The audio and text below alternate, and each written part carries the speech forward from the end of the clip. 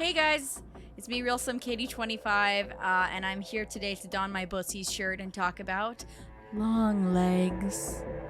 Now, if you've seen Longlegs, or if you've even just been watching this channel the last few months, I talked about it in one of my most anticipated movies of the summer. I talked a little bit on the podcast about how the marketing for this movie is crazy, and I finally saw it this last Tuesday. First of all, if you go into this movie, very similar to the last movie I saw, the last big horror movie I saw in theaters, I saw the TV Glow. If you go into this expecting a traditional scary movie type with big jump scares and big bads, this is gonna throw you off a little bit. This movie is a psychological horror, and I think part of why I love the movie's marketing is because I was watching it and I was like, I have no idea really what this is about or what it's gonna feel like tonally.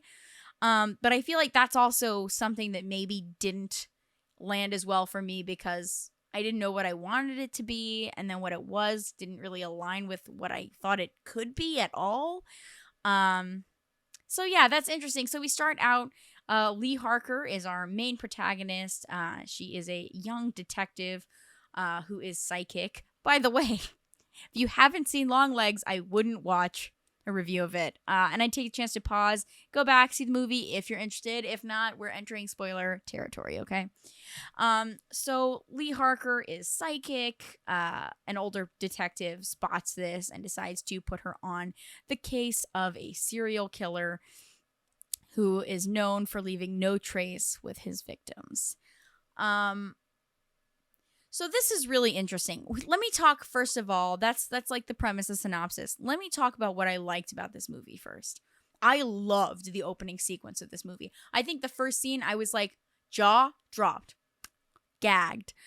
I was sitting there thrilled when they shot to the title screen. I was like, fuck, we are in for an incredible tale and journey. And I think most of the rest of the movie didn't keep going up, right? There were moments I liked obviously better than the first scene, which we'll get to.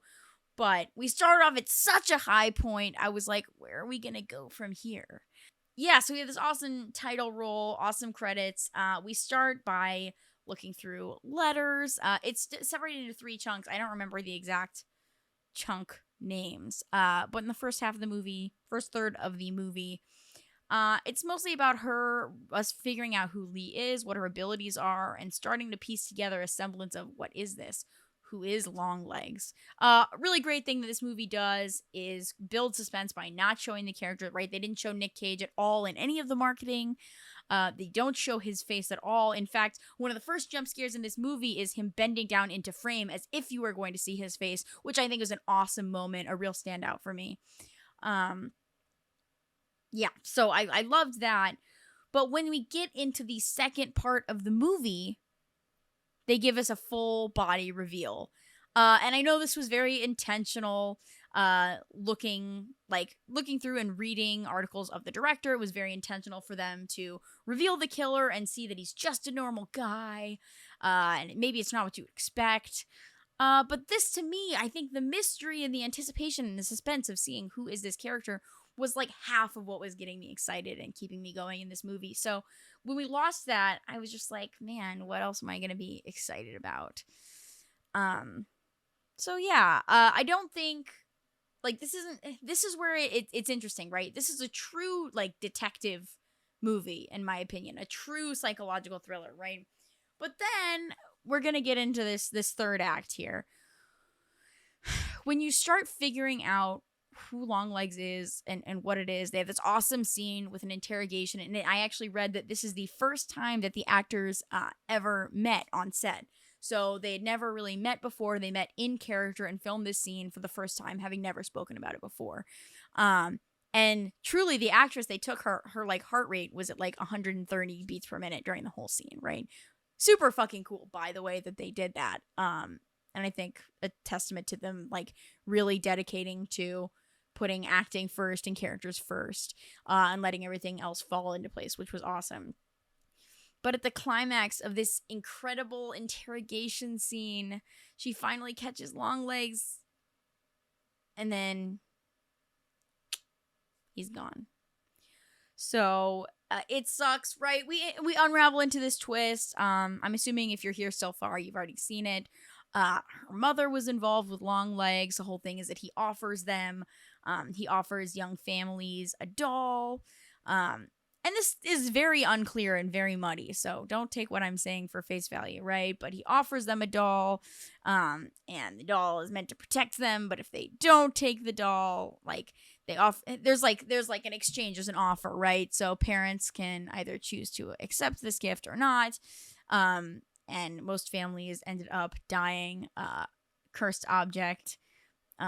They are cursed. The devil makes him do it. So it's confusing, right? Because you're like, is this a cursed object movie? Is this a devil made me do it movie? And I think it really leans towards a devil made me do it movie. So it wants to be an object movie. It wants to be it wants to be a Satan movie. It wants to be a serial killer movie. And I feel like my biggest critique of this movie is that it doesn't fully go into all one of those three. And it doesn't, I don't know, I'm left with a sense of like just confusion at the end, right? I think my favorite thing about going to see movies is when they leave things to the imagination, they leave things for you to think about. But this movie, I was just left thinking about why they would do it like this. It wasn't like enough for me to be like excited about the ambiguity and wondering what the possibilities are. I was more like, this is so weird. We've devolved into like 3 different horror genres, and I'm like not sure I'm following. There's some really cool moments in this movie. Lee realizing that her mother was aiding Longlegs the entire time, and then he was actually living in her basement was a super creepy, great moment. It's an amazing moment where Lee is shown mimicking Longlegs' exact actions from previous in the movie, standing in her car, yelling, going against the steering wheel, which is a great moment. But honestly, there's a lot of times in this movie that I was just like, this is funny. There's nothing in this movie that scared me at all, right? And for me, like, that's pretty common for horror movies. I'm not going expecting to be scared because I feel like that's just a litmus test that most things won't pass for a lot of people, especially people who consume extreme horror media, books, and literature. I'm going to see how they're telling this. That's what's exciting to me. So there wasn't really anything scary to me about this. I think the worst part of this movie has nothing to do with the movie at all. It's because it was so hyped on social media that I was going into this movie expecting it to change my life. Everybody's posting these videos of me before Longlegs, me after Longlegs. I'm like, this is just another like run-of-the-mill horror movie with some really good performances, but a kind of convoluted plot and like really weird pacing reveals. So I don't know. I think I just got really excited about it, and I got too excited. That's what I do. That's my nature. But we also got the let me in now, and it can be nice. Let me go now, or I have to come back. Not once, not twice, but as many times as I like.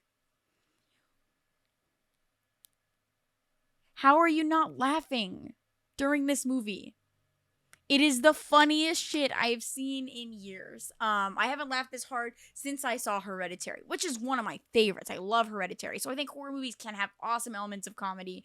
But the more I read about this movie, the more I like it. I think it's a great, if you like, not quite crime noir, but I really like a good detective, feels very true gritty, true westy, Fargo-y, of a detective, kind of like with a mind fuck killer. I think that's really great. And I think that's really where this movie succeeds.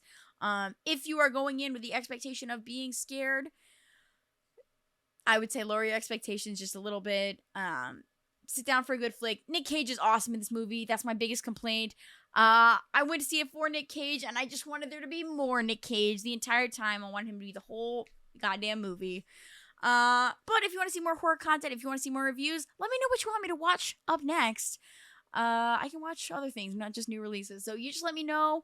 If you like our content, give us a like, follow, subscribe, and hit us up down in the comments. What do you think of this movie? Am I the odd one out here? I don't know. Let me know.